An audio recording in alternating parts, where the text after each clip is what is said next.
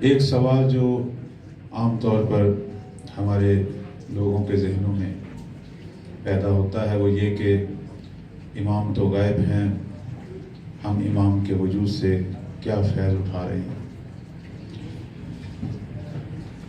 آیا غائب امام ہمیں کوئی فیض دے بھی سکتا ہے یا نہیں؟ اس غیبت میں ہم اپنے امام سے کیسے بہرہ مند ہوں؟ اس کروں گا کہ مکتب تشیع کا جو عقیدہ ہے وہ یہ ہے کہ زمین پر امام ہونا چاہیے، چاہے وہ ہمیں نظر آئے یا نہ آئے۔ ہم یہ نہیں کہتے کہ امام ہماری نگاہوں کے سامنے حاضر ہو، ہم یہ کہتے ہیں کہ زمین کبھی بھی حجت خدا سے خالی نہیں۔ اب وہ جو اس سے پہلے 11 ائمہ تھے، اس زمانے میں بھی سب مومنین، سب شیعہ ائمہ کو نہیں دیکھتے تھے۔ شاید بہت سارے لوگ ہوں کہ جنہوں نے کبھی بھی کسی امام کو نہ دیکھا ہو، حتیٰ ایسے مسلمان بھی تھے جنہوں نے نبی کو بھی نہیں دیکھا تھا۔ حضرت اویس کرنی کی مثال ہمارے سامنے ہے، وہ تو ایک موٹی سی مثال ہے، لیکن نبوت پر ان کے عقیدے میں ذرا برابر بھی فرق نہیں آیا، بلکہ اتنا عقیدہ ان کا عظیم تھا کہ رسول اللہ کے اصحاب میں رسول نے ان کی تعریف کی، تمجید کی۔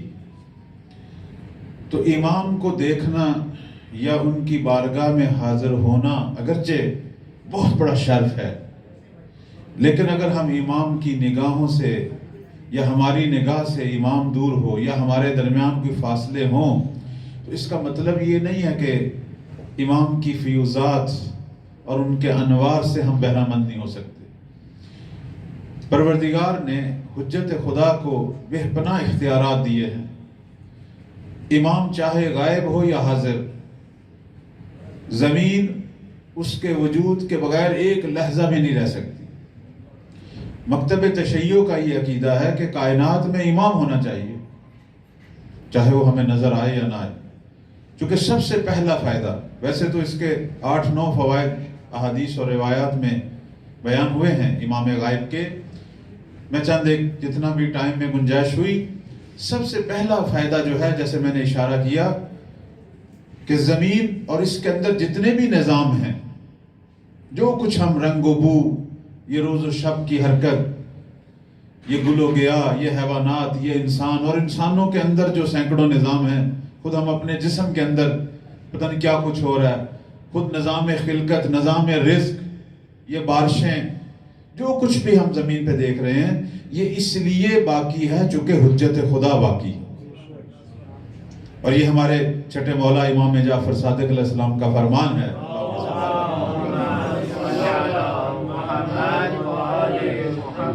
فرماتے ہیں کہ لولا الحجت لسخط الارض باہلہا، اگر حجت خدا زمین پر نہ ہو، زمین اپنے اوپر جو کچھ بھی ہے اس کو نگل لے گی، سب کچھ ختم ہو جائے گا۔ یہ اگر زمین باقی ہے اور اس پر سب کچھ باقی ہے، چونکہ ایک حجت خدا ابھی زمین پر باقی ہے، یعنی اس کو ہم یوں کہہ سکتے ہیں کہ کائنات کا جو تکوینی نظام ہے وہ حجت خدا کی وجہ سے کہ وہ ہے چل رہا ہے، البتہ حجت خدا اسے نہیں چلا رہی۔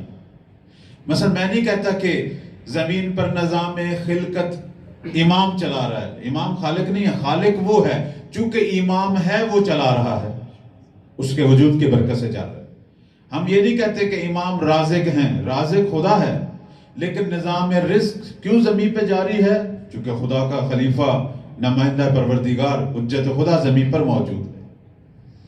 اس کو ہم یوں بھی کہہ سکتے ہیں، خدا کیوں زمین پر یہ سارے نظام چلا رہا ہے؟ چونکہ ایک ہادی زمین پر وجود رکھتا ہے جس کے وجود کی وجہ سے ہدایت کے چشمے جاری ہیں، اور ان ہدایت کے چشموں کی وجہ سے کچھ لوگ خدا کی طرف، توحید کی طرف، دین کی طرف، نجات کی طرف اپنا سفر کر رہے ہیں۔ اگرچہ وہ تھوڑے سے ہوتے ہیں، بیشتر سرکش ہیں، لیکن ان تھوڑوں کا اور ان کے امام کا وجود باعث بنتا ہے کائنات کا نظام جاری اور ساری رہتا ہے۔ اصل فلسفہ اس کا یہی ہے۔ ہم یہ نہیں کہتے کہ یہ سارے نظام امام چلا رہے ہیں، یہ غالیوں کا عقیدہ ہے، نظام پروردگار چلا رہا ہے، لیکن اس نے سسٹم ایسا بنایا ہے کہ وہ ہر جگہ پہ ایک امام بناتا ہے اور سارے نظام اس کے ساتھ جوڑ دیتا ہے۔ مثلا ہم اگر اپنے جسم کو ملاحظہ فرمائیں، اس جسم کے اندر دل کی حیثیت امام جیسی ہے۔ جسم کے اندر جتنے بھی نظام ہے، نظام ہاضمہ ہے، نظام تنفس ہے، خون کی گردش ہے، نظام اعصاب ہے، جتنے بھی نظام ہیں وہ اس لیے چل رہے ہیں کہ دل کی دھڑکن جاری ہے، وہ سارے دل کے ساتھ جڑے ہوئے ہیں۔ اب جسم کا کوئی اور حصہ اگر خراب ہو جائے، دل کی دھڑکن جاتی رہے، چلتی رہے، یہ جسم زندہ ہے۔ لیکن اگر ساری چیزیں ٹھیک ہوں، یہ رک جائے، یہ جسم جسد میں، لاش میں بدل جاتا ہے، اس سے بدبو آنی شروع ہو جائے گی، اس کو دفنانا واجب ہو جائے گا۔